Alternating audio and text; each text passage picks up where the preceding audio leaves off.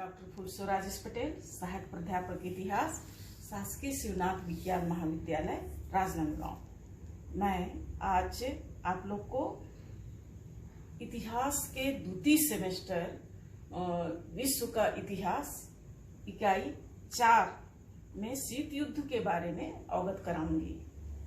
शीत युद्ध आपने देखा कि दो विश्व शक्तियों के बीच संयुक्त राज्य अमेरिका और रूस के बीच वैचारिक मतभेदों के कारण वाक युद्ध हुआ था। यह युद्ध 20वीं शताब्दी में हुआ और पारस्परिक जो अब तक हम लोगों ने युद्ध को पढ़ते आ रहे हैं, अध्ययन करते आ रहे हैं, इसमें अक्सर दो पक्षों के बीच गोले बारूद, अस्त्र शस्त्र, हथियारों के द्वारा, बम, अणुबम, परमाणु के द्वारा प्रत्यक्ष रूप से आक्रमण करके एक पक्ष दूसरे पक्ष पर आक्रमण करके युद्ध होते हुए अध्ययन करते आए हैं, देखते आए हैं। लेकिन इतिहास में पहली बार हम लोग शीत युद्ध, जो दो महाशक्तियों के विचार धाराओं में मतभेद उत्पन्न होने के कारण पूर्णतः वाक युद्ध पर आधारित युद्ध है। शीत युद्ध, जैसे मैंने अभी आप लोग के समक्ष मैंने उल्लेख किया है शीत युद्ध के बारे में। मित्र राष्ट्र यानी संयुक्त राज्य अमेरिका, ब्रिटेन तथा रूस मिलकर के धुरी राष्ट्र यानी जर्मनी, इटली तथा जापान को द्वितीय विश्व युद्ध में पराजित किया था। कंधे से कंधा मिलाकर युद्ध में भाग लेकर इन्होंने बुरी तरह इनको पछाड़ा था। धुरी राष्ट्र को पराजित करने के उपरांत दोनों युद्ध के दौरान ही दोनों के विचारों में बहुत मतभेद थे। लेकिन चूंकि दुश्मनों को करारी पराजित करना था, तो उस समय सारे वैमनस्यों को, विचारधाराओं को भुलाकर इन्होंने कंधे से कंधा मिलाकर अपने दुश्मन को पछाड़ा था। लेकिन कालांतर में जैसे ही युद्ध समाप्त होने के अंतिम चरण पे पहुंचा, इनके वैचारिक विचारधारा में मतभेद उत्पन्न होना शुरू हो गया। संयुक्त राज्य अमेरिका, जो पूर्णतः पूंजीवादी विचारधारा पर आधारित था, इसका समर्थन कर रहा था और विश्व में प्रत्येक देश में पूंजीवादी विचारधारा को प्रतिस्थापित करना चाहता था और अपनी शक्ति, अपनी विचारधारा, अपनी कार्यशैली, अपने सिद्धांत को वह पूर्णतः दूसरे देशों पर प्रतिस्थापित करके उन पर थोपना चाहता था। इसी तरह से रूस भी, जो साम्यवादी विचारधारा का समर्थक था, रूस चाहता था कि विश्व के जितने भी देश हैं, पूर्वी क्षेत्र के देश हैं, साम्यवादी विचारों को, उनकी धारणाओं को, उनके सिद्धांतों को, उनकी कार्यशैलियों को अपनाएं और रूस अपने जितने भी जो छोटे राष्ट्र हैं उनको आर्थिक सहायता प्रदान करके, सैन्य सहायता प्रदान करके, बहुत सारी उनको सहायता प्रदान करने के उपरांत अपने विचारों का, अपने सिद्धांतों का, कार्यशैलियों का प्रचार प्रसार कर रहा था। और दोनों के बीच, दोनों ही महाशक्तियों के बीच, एक और संयुक्त राज्य अमेरिका, उनके साथ ब्रिटेन भी था जो पूंजीवादी का घोर समर्थक था, और दूसरी ओर साम्यवादी विचारधारा का रूस था जो साम्यवादी विचारधारा का कट्टर समर्थक था। दोनों विचारधाराओं में मतभेद उत्पन्न होने के कारण वाक युद्ध का शंखनाद हुआ। वाक युद्ध मुख्यतः गोले बारूद से नहीं, अस्त्र शस्त्र से नहीं, ना ही हथियारों से लड़ा गया, बल्कि कागज के गोलों से, प्रचार साधनों से, और हथियारों से न लड़कर कागज के गोलों से, पत्रिकाओं से, रेडियो से, समाचार के साधनों से इनके द्वारा वैचारिक एक दूसरे के विरुद्ध विचारों के द्वारा लड़ा जाने वाला युद्ध था।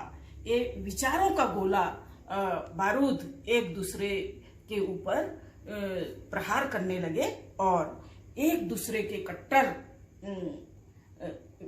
विपरीत एक दूसरे के विरुद्ध करने लगे, जिसके कारण इनके बीच पारस्परिक प्रतिस्पर्धा, ईर्ष्या, द्वेष, घृणा, आपसी मनमुटाव दिनों दिन बढ़ता ही चला गया और युद्ध का प्रमुख कारण बना। द्वितीय विश्व युद्ध के उपरांत यद्यपि दोनों ही राष्ट्र कंधे से कंधा मिलाकर धुरी राष्ट्रों को पराजित किया था, लेकिन कालांतर में इनकी विचारधाराएं, कार्यशैली और कार्य पद्धतियां दोनों में भिन्नता होती चली गई। दोनों ही विश्व स्तर पर अपनी स्थिति को सुदृढ़ करते हुए स्वयं को सशक्त और शक्तिशाली बनाकर विश्व के दूसरे देशों पर अपनी कार्यशैली और विचारों को थोपने का कार्य करने लगे, जिसके कारण इनकी स्थिति और विचारों का टकराहट बढ़ता ही चला गया और द्वंद्व छिड़ता ही चला गया और ऐसा प्रतीत होने लगा कि ये कभी क्या मित्र रहे होंगे। इस पर भी प्रश्न उत्पन्न होने लगा, लेकिन ये पूर्णतः सत्य है कि दोनों मित्र थे। कंधे से कंधा मिलकर इन्होंने युद्ध में भाग लिया था, लेकिन कालांतर में इनकी विचारधाराओं में मतभिन्नता होने के कारण आपसी द्वेष, ईर्ष्या और मनमुटाव बढ़ता ही चला गया। और आगे चलकर हम देखते हैं कि इनके जो परस्पर कटुता थी ये कम होने का नाम नहीं ले रहा था और आगे बढ़ता ही चला गया और संघर्ष की स्थिति निर्मित हुई। ये पूर्णतः कूटनीतिक युद्ध माना जाता है। अमेरिका के नेतृत्व में पूंजीवादी विचारों का प्रचार प्रसार और कार्य संपादित होने लगा। रूस के द्वारा साम्यवादी विचारधाराओं का प्रचार प्रसार होने लगा। दोनों ही गुट एक दूसरे को नीचा दिखाने के लिए हर संभव प्रयास करने लगे, जिसके कारण विश्व दो खेमे में बढ़ गया, विभक्त हो गया और दोनों ही एक दूसरे को नीचा दिखाने के लिए परस्पर वैमनस्य, तनाव, ईर्ष्या, द्वेष और घृणा के कारण अंतरराष्ट्रीय स्तर पर इनके संबंध खराब होते चले गए और पूरे अंतरराष्ट्रीय क्षेत्र में यह युद्ध के रूप में परिणित हो चुका था। लेकिन ये प्रत्यक्ष युद्ध नहीं था, अप्रत्यक्ष युद्ध था। दो विचारों के द्वारा एक दूसरे के विरुद्ध लड़ा जा रहा था। शीत युद्ध का सर्वप्रथम प्रयोग अमेरिका के राजनीतिक बर्नार्ड बारूच ने सबसे पहले इसका प्रयोग किया था और यह चूंकि विचारों के द्वारा लड़ा जा रहा था, एक दूसरे के ऊपर विचार के गोले उगल रहे थे, जिसके कारण शीत युद्ध इसका नाम पड़ा और लोगों ने शीत युद्ध के नाम से इस युद्ध को लोगों के सामने शीत युद्ध के रूप में उभर कर आया और 20वीं शताब्दी में मुख्यतः दो विचारधाराओं के बीच में जो वाक युद्ध के रूप में परिणित हुआ, इसे हम शीत युद्ध के नाम से जानते हैं। शीत युद्ध किसी एक कारण के फलस्वरूप उत्पन्न नहीं हुआ है। इसके पीछे कई परिस्थितियां जो लंबे समय से चले आ रहे थे, लंबे समय से दोनों में पारस्परिक मतभिन्नता के कारण शीत युद्ध के कारण निर्मित हुए। मैं यहाँ आप लोग को शीत युद्ध के प्रमुख कारणों पर अपना विचार अभिव्यक्त कर रही हूँ और इसे आप क्रमशः मुख्य जो महत्वपूर्ण जो बिंदु हुए, पॉइंट हैं, इसको अपने कॉपी में नोट करते चले जाएं। पहला है शीत युद्ध के प्रमुख कारण में सैद्धांतिक विचारों में मतभेद। जैसे कि मैंने आप लोग को बताया, अमेरिका पूंजीवादी विचारधारा का समर्थक था और विश्व में पूंजीवाद विचारधारा को प्रतिस्थापित करना चाहता था। इसके सिद्धांत, इसके कार्य प्रणाली, इसकी नीतियां पूंजीवाद पर आधारित थी और विश्व में चूंकि स्वयं के विचारों को, स्वयं की कार्यशैली को अमेरिका बहुत महत्वपूर्ण मानता था। इसके विपरीत रूस में इस समय साम्यवादी विचारधारा का प्रचलन रूस के द्वारा, रूस के नेतृत्व में प्रतिपादित किया जा रहा था और यह पूर्वी क्षेत्र में काफी लोकप्रिय होता चला जा रहा था। दोनों की विचारधाराओं में टकराहट हो रही थी। अमेरिका को ये आभास हो रहा था कि कहीं रूस की लोकप्रियता पूंजीवादी विचारधारा को हानि ना पहुंचाए, पूंजीवादी विचारधारा के लिए खतरा उत्पन्न ना हो। इसी तरह से साम्यवादी विचारधारा को, साम्यवादी रूस को भी ये प्रतीत होता था कि अमेरिका के दिनों दिन इसके जो पूंजीवादी विचारधारा की लोकप्रियता जो बढ़ती चली जा रही है, ये कहीं साम्यवादी विचारों पर घातक सिद्ध ना हो। अतः आपस में एक दूसरे को अधिक लोकप्रिय बनाने के लिए, अधिक सशक्त और शक्तिशाली विश्व के रंगमंच पर राजनीतिक जो परिदृश्य है इस पर स्थापित करने के लिए दोनों देशों के बीच में जो विचारों का प्रतिपादन, विचारों में जो मतभेद थे, इन्हीं मतभेदों के कारण शीत युद्ध हुआ है और एक बहुत ही महत्वपूर्ण कारण माना जा सकता है। दूसरा कारण है पश्चिमी देशों द्वारा द्वितीय मोर्चा खोलने में विलंब।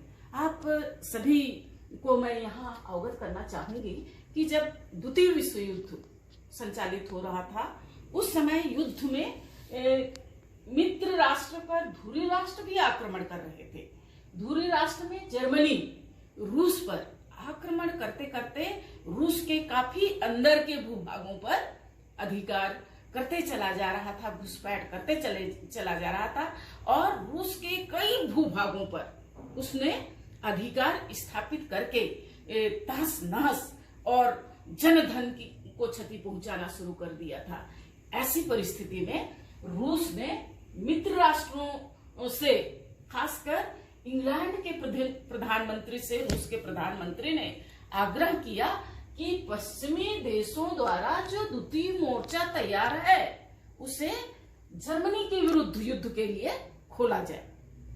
रूस का ये सोचना था कि यदि द्वितीय मोर्चा जो मित्र राष्ट्रों के द्वारा खोल दिया जाएगा और जो दुश्मन पर यानी जर्मनी पर आक्रमण करने के लिए दूसरा मोर्चा तैयार हो जाएगा, तो ऐसी स्थिति में जर्मनी दो ओर से, एक तो रूस के साथ युद्ध कर ही रहा है और दूसरा मोर्चा जो उस पर आक्रमण कर रहा है, इस पर भी इसके विरुद्ध युद्ध करने के लिए तैयार होगा जर्मनी की सेनाएं, तो दो भागों में विभक्त होगी जर्मनी की सेनाएं। ऐसी स्थिति में हो सकता है जो हताहत रूस की युद्ध में जनधन की हानि हुई, ऐसी स्थिति रूस के साथ नहीं होता। जनधन की हानि से कम रूस में क्षति पहुंचता, इसलिए रूस ने आग्रह किया था।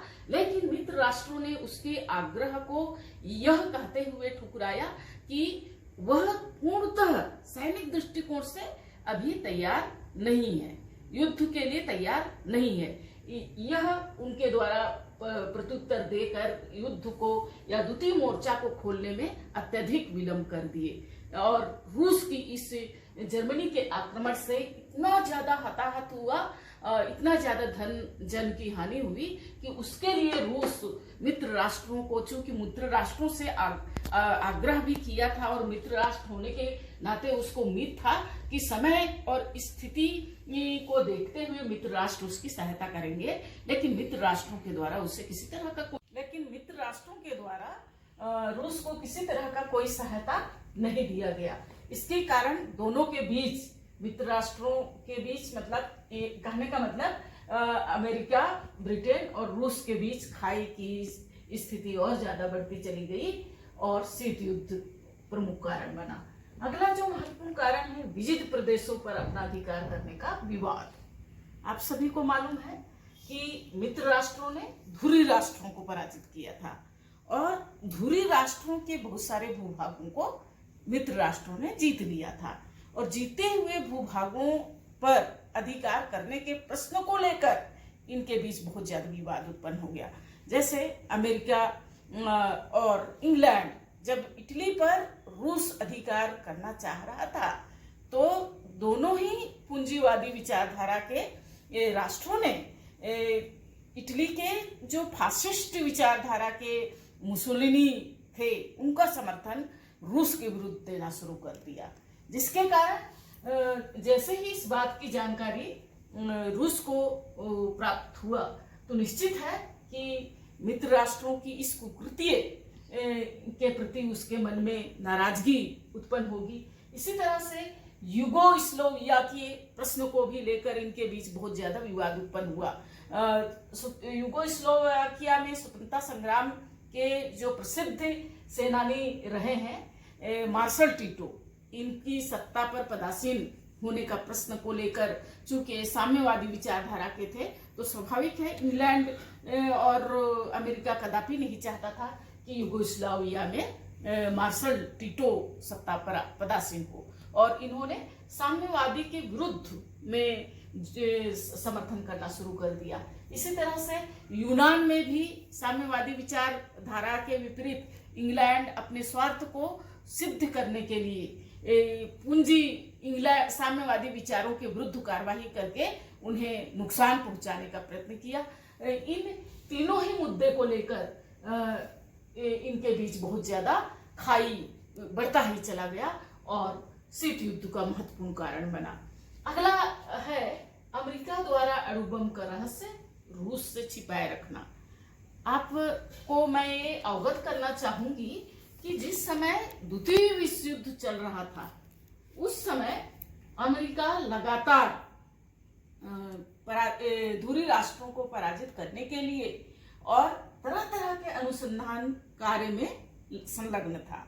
यहाँ आप लोग को ये भी बता दूं कि जो अणु बम उसके द्वारा तैयार किया गया था, ये अमेरिका के द्वारा अनुसंधान के जरिए ही उसका प्रयोग किया गया था, और इस कार्य के बारे में वह अपने मित्र राष्ट्रों को बिल्कुल भी जानकारी प्रदान नहीं किया था। लेकिन जब द्वितीय विश्व युद्ध में अमेरिका और मित्र राष्ट्रों पर धुरी राष्ट्र यानी कि जापान के द्वारा लगातार सैन्य आक्रमण जापान करते चला जा रहा था और कई मोर्चे पर वह उनको नुकसान पहुंचाने का प्रयास कर रहा था, उनके जलबेड़ों को, उनके हवाई जहाज को जब नुकसान जापान के द्वारा लगातार किया जा रहा था, तो उस समय जापान के विरुद्ध अमेरिका ने अणु बम का प्रयोग करके जो उसकी क्षति पहुंचाई, उसको नुकसान पहुंचाया। इससे अमेरिका जापान की तो क्षति हुई, लेकिन इनकी जो अब तक युद्ध के दौरान रूस के साथ मैत्री संबंध थे, एक राजनीतिज्ञ का ये भी कहना है कि उससे उसकी भी हमेशा के लिए संबंध टूट गए और क्षति हुआ। जापान तो नष्ट हुआ और इनकी मित्रता भी साथ साथ में नष्ट हुई और शीत युद्ध के लिए बहुत ही महत्वपूर्ण कारण बना। अगला अपन देखते हैं कि रूस द्वारा याल्टा समझौते की अवहेलना।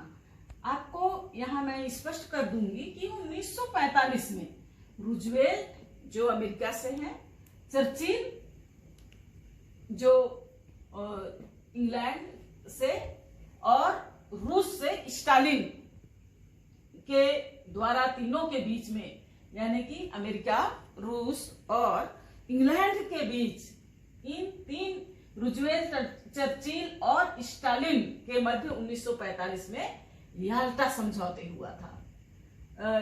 इनमें तीनों ही देशों ने ये निर्णय लिया था कि उनके द्वारा जो समझौते के मुताबिक शर्तें तय की जाएगी, उन शर्तों के आधार पर ही तीनों राष्ट्र अपने अपने अधिकार क्षेत्र को निर्धारित करेंगे और उसका उल्लंघन नहीं करेंगे। लेकिन कालांतर में कुछ दिनों के उपरांत ही मित्र राष्ट्रों ने आरोप लगाया कि रूस साम्यवादी विचारधारा को, जो उनका प्रादेशिक भूखंड निर्धारित, दोनों ने ये निर्धारित किया था कि अपने अपने निर्धारित प्रभाव क्षेत्र पर अपना सुदृढ़ता पूर्वक अधिकार करेंगे और एक दूसरे की गतिविधियों में हस्तक्षेप नहीं करेंगे।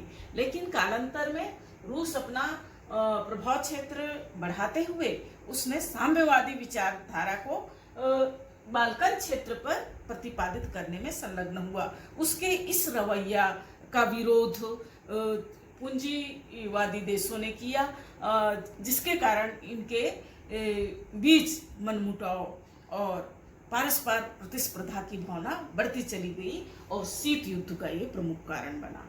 अगला देखते हैं हम टर्की तथा यूनान पर रूस के प्रभाव में वृद्धि। रूस अपनी साम्यवादी विचारधारा का प्रचार प्रसार बढ़ाता ही चला जा रहा था और इस प्रचार प्रसार को बढ़ाते हुए वह टर्की और यूनान के भूभागों पर भी प्रतिस्थापित करना चाहता था।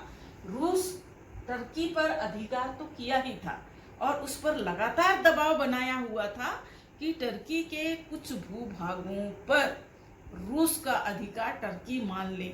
और उसने इस बात पर दबाव डालने के साथ साथ ही आगे चलकर फास्फोरस का जो क्षेत्र है वहां पर सैनिक गतिविधियों को संचालन करने के लिए इस भूभाग को रूस के लिए दिया जाए, इस पर भी उसने इस टर्की पर दबाव डाला। इतना ही नहीं, वह आगे चलकर फास्फोरस के भूभाग पर सैनिक अड्डा बनाना शुरू किया।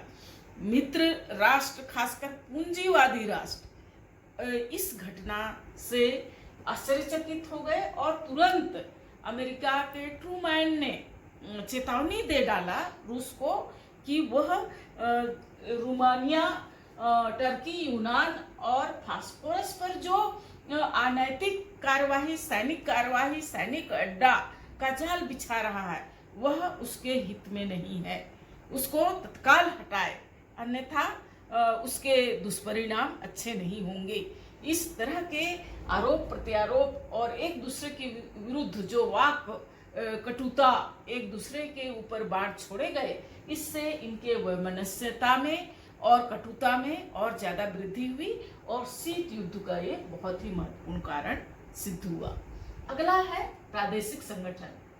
हम देख रहे हैं कि रूस अपना जो कार्य क्षेत्र है लगातार अभिवृद्धि करता ही चला जा रहा था, उसकी लोकप्रियता बढ़ती चली जा रही थी। इसे रोकने के लिए मित्र राष्ट्रों ने 3 ओर से प्रादेशिक संगठन बना करके रूस के विरुद्ध पूर्व से दक्षिण तक 3 संगठन बनाए।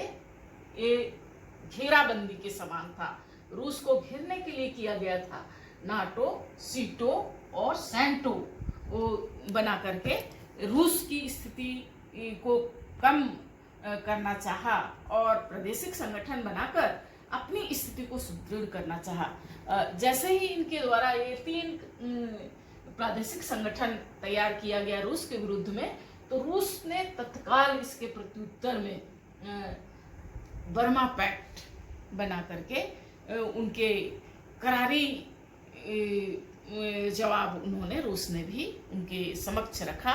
तो दोनों ओर से कार्य एक दूसरे के विरुद्ध में करने में कोई चूक नहीं कर रहे हैं, कोई कम नहीं अपने को आंक रहे हैं, आकलन कर रहे हैं, बल्कि दोनों ही एक दूसरे के विरोध में कार्य करते चले जा रहे हैं, जिसके कारण मनमुटाव दोनों के बीच में बढ़ता ही चला गया, खाई बढ़ता ही चला गया और शीत युद्ध का ये भी बहुत महत्वपूर्ण कारण माना जाता है।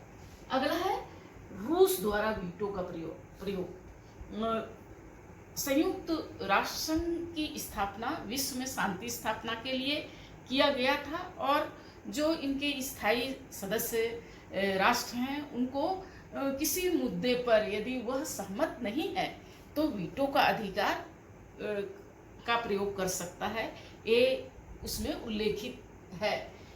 जब किसी भी मुद्दे को लेकर संयुक्त राष्ट्र संघ में पूंजीवादी राष्ट्र और साम्यवादी राष्ट्रों के बीच में बहस होने पर, जब इनके द्वारा सुलझाने के लिए, समस्या का समाधान करने के लिए मुद्दे या प्रस्ताव रखे जाते थे, तो रूस तत्काल उनके विपरीत, उनके मुद्दे के विरुद्ध में अपने वीटो का अधिकार का प्रयोग करके समस्या का समाधान करने के बजाय समस्या को वैसे स्थिति में रख करके छोड़ देता था जिससे सही समाधान नहीं हो पाता था। इससे इनके बीच मनमुटाव बढ़ता चला गया और शीत युद्ध का ये प्रमुख कारण बना।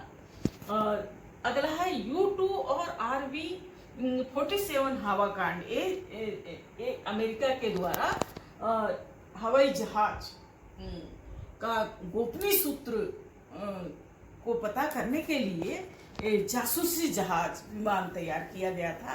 रूस दिनों दिन उसके विस्तार, उसकी कार्य पद्धतियां और उसकी कार्यशैली दिनों दिन विश्व में बढ़ते चला जा रहा था। इस रूस कहाँ किस तरह की रणनीति रूस के द्वारा विश्व के देशों में प्रतिपादित किया जा रहा है, संचालित किया जा रहा है। और अमेरिका के विरुद्ध में रूस ऐसा कौन सा कार्यवाही कर रहा है, इस पर भी जासूसी के तौर पर अमेरिका ने रूस के पीछे U-2 और RB-47 के जासूसी जहाज छोड़े।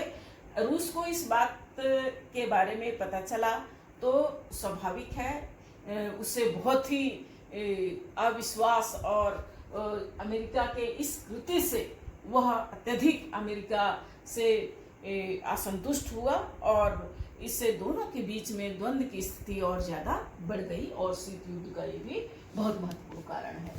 अगला है संयुक्त राष्ट्र संघ में एक दूसरे के विरुद्ध विरोधी प्रस्ताव। इस समय जब दोनों के बीच विवाद बढ़ते चले जा रहे हैं, लेकिन अंतर्राष्ट्रीय राजनीति पर भी कई महत्वपूर्ण मुद्दे उठते चले जा रहे हैं।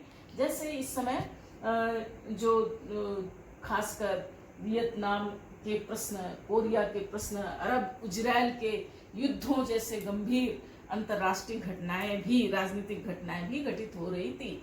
इन मुद्दों को जब संयुक्त राष्ट्र संघ में रखा जा रहा था और दोनों के द्वारा समय समय पर अपने विचार को अभिव्यक्त करने का मौका इनको प्राप्त होता था, जैसे ही अमेरिका के द्वारा या पूंजीवादी विचारधारा के द्वारा कोई महत्वपूर्ण मुद्दे रखे जाते थे तो तुरंत उसके मुद्दों को उनके द्वारा अभिव्यक्त किए गए विचारों का खंडन रूस के द्वारा किया जाता था और रूस के प्रतिपादित विचारधारा का खंडन अमेरिका के द्वारा किया जाता था। इसी तरह से ब्रिटेन के द्वारा भी समय समय पर इनके विचारों का हमेशा विरोधी कार्यवाही, उनके प्रस्ताव के विरोधी कार्यवाही होते रहे हैं, जिसके कारण इनके जो रवैये हैं, इनके जो विचारधाराएं हैं, इसमें टकराहट इतनी बढ़ती चली गई कि शीत युद्ध का ये भी बहुत महत्वपूर्ण कारण माना जाने लगा। अगला है ट्रूमैन के सिद्धांत और मार्शल योजना का प्रतिपादन।